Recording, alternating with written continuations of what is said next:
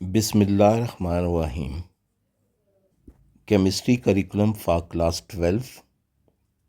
We are discussing unit number 6, which is about transition metals. This is our 13th lecture from this unit. This lecture is about the reaction between copper sulfate and potassium iodide. This lecture is based on student learning outcome. We state that analyze the reaction involving copper ion and iodide ions. Given the suitable data, including the reaction and doing calculation. Student, you can study this topic in your textbook, topic number 6.5, and this third part of this topic, reaction between copper 2 ion and the iodide ion.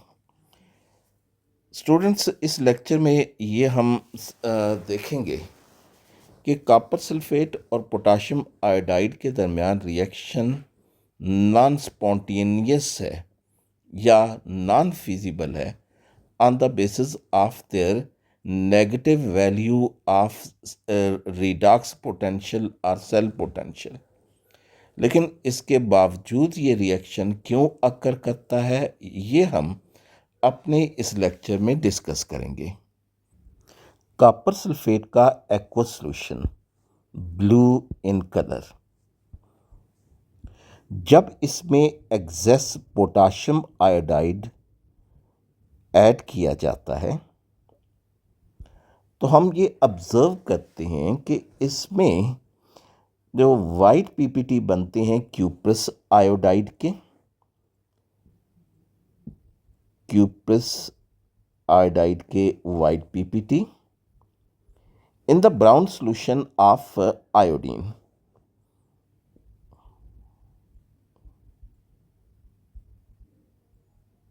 और इसके साथ potassium sulphate बनता है।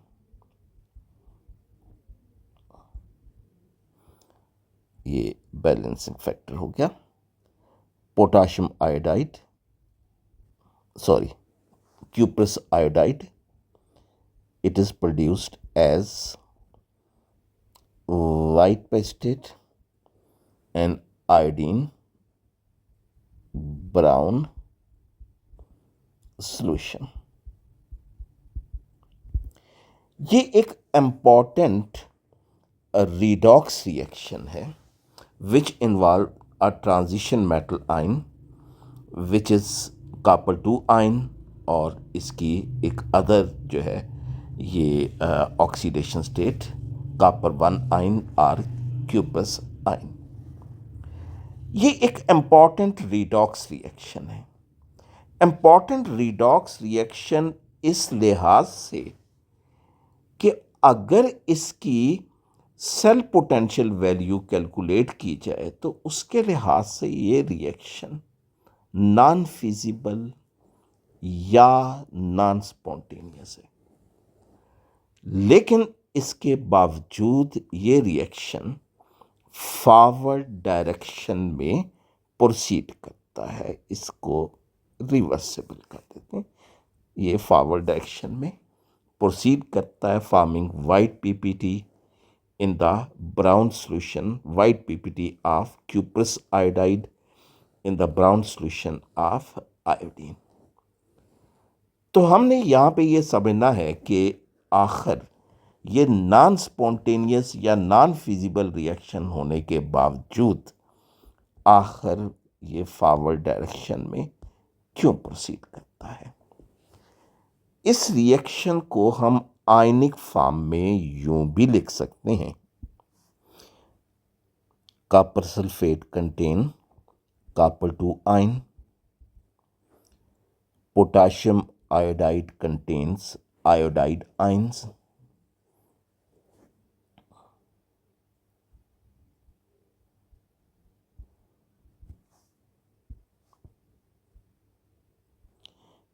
इस reaction में copper 2 reduce हो जाता है कॉपर 1 आयन में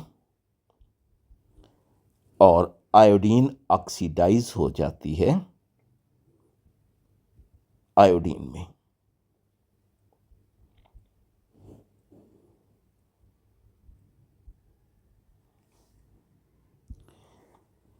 इस रिएक्शन में जो क्यूपस आयन बन रहे हैं वो आयोडाइड आयन के साथ रिएक्ट करके वाइट पीपीटी बना देते हैं ऑफ क्यूपस आयोडाइड, यानी cuprous ion plus iodide ion, they forms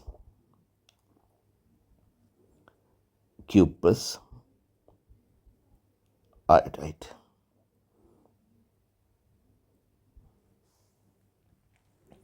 इस रिएक्शन में जो क्यूपस आयन बन रहे हैं वो आयोडाइड आयन के साथ मिलके वाइट पीपीटी बना रहे हैं क्यूपस आयोडाइड के। तो अब हम सबसे पहले इसकी सेल पोटेंशियल कैलकुलेट करते हैं, ये शो करने के लिए कि आखिर ये रिएक्शन कैसे नॉन फिजिबल ना या नॉन स्पॉन्टेनियस है। तो इस मकसद के लिए हम इस रिएक्शन को, जिसको मैंने ब्लॉक किया है, इसको हम स्प्लिट करते हैं इनटू टू हाफ रिएक्शन। तो टू हाफ रिएक्शन कौन से? इसमें एक ऑक्सीडेशन हाफ रिएक्शन और दूसरा रिडक्शन हाफ इक्वेशन। तो इस रिएक्शन में हम ऑब्जर्व कर रहे हैं कि आयोडाइड आयंस जो हैं ये ऑक्सीडाइज कर रहे हैं टू फॉर्म आयोडीन। तो इसमें जो ऑक्सीडेशन हाफ रिएक्शन जो कौन सा हो गया? ऑक्सीडेशन हाफ रिएक्शन, ये स्टूडेंट्स हो गया कि आयोडाइड आयंस जो हैं ये ऑक्सीडाइज कर रहे हैं to form iodine with the loss of 2 electrons. इस रिएक्शन का रिडक्शन पोटेंशियल जो है वो प्लस 0.54 वोल्ट है। तो इसको अब अगर हम ऑक्सीडेशन पोटेंशियल में कन्वर्ट करते हैं तो ये कितना हो जाएगा? इट विल बी -0.54 वोल्ट, क्योंकि ये इक्वेशन ऑक्सीडेशन इक्वेशन है, रिडक्शन इक्वेशन नहीं। तो हमने इसके रिडक्शन पोटेंशियल को जो है वो ऑक्सीडेशन पोटेंशियल में कन्वर्ट कर दिया है by changing the sign.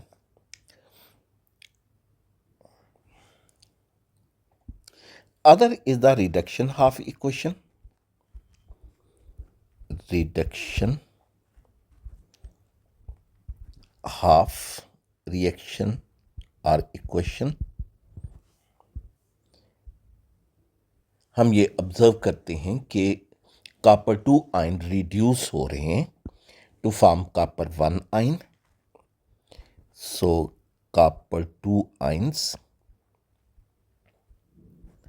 they are being reduced to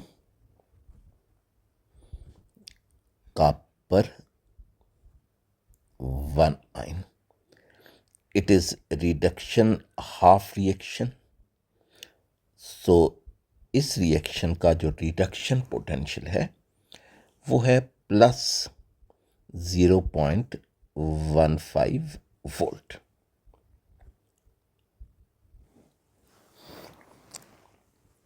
तो इस रिएक्शन को अगर हम कंबाइन करते हैं तो ओवरऑल रिएक्शन जो है यही जो बन जाता है, जिसको ये मैंने जो है वो ब्लॉक किया है। तो इसको हम ज़रा कॉपी करके नीचे ले आते हैं।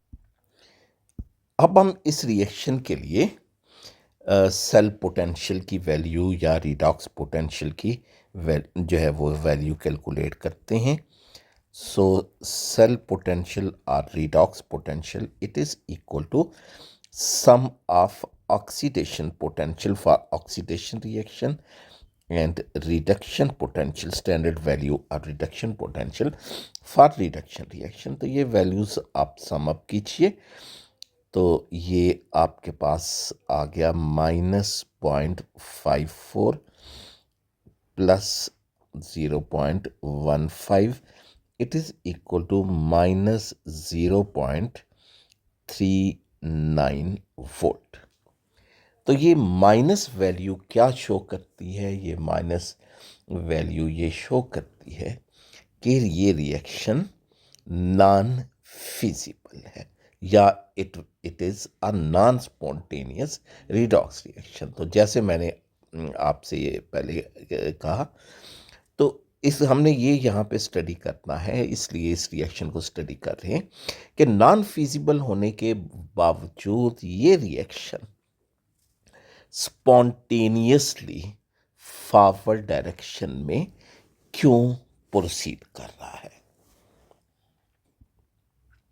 तो इसकी रीज़न ये है कि ये रिएक्शन जो कॉपर-2 आयन और आयोडाइड आयन के दरमियान है, ये एक रिवर्सेबल रिएक्शन है। ये इक्वेशन मैं आपके सामने लिख रहा हूँ दोबारा से। जैसे आप देख रहे हैं कि इस रिएक्शन में कॉपर-2 आयन रिड्यूस हो रहे हैं कॉपर-1 आयन में और आयोडाइड आयन रिड्यूस हो रहे हैं, ऑक्सीडाइज हो रहे हैं आयोडीन में। और जैसे ही कॉपर-1 आयन बनेंगे, ये आयोडाइड आयन के साथ रिएक्ट करके क्यूपस आयोडाइड के वाइट पीपीटी बना लेते हैं लाइक दिस। एक कॉपर-1 ion immediately react with the iodide ion, forming white precipitates of copper-1 iodide. It is in the form of white PPT।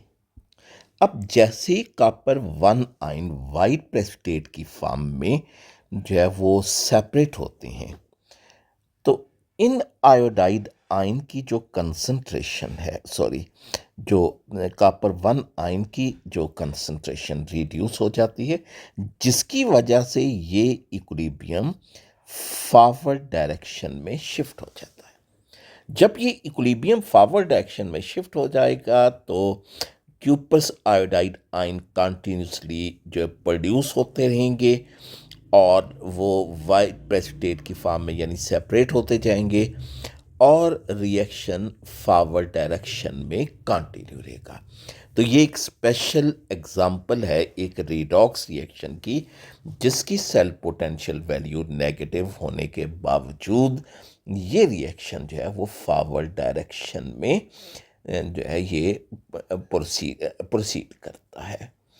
तो इस रिएक्शन में जो आयोडीन जो प्रोड्यूस हुई है, इसको हम एस्टिमेट कर सकते हैं by titrating it with the standard solution of sodium thiosulfate।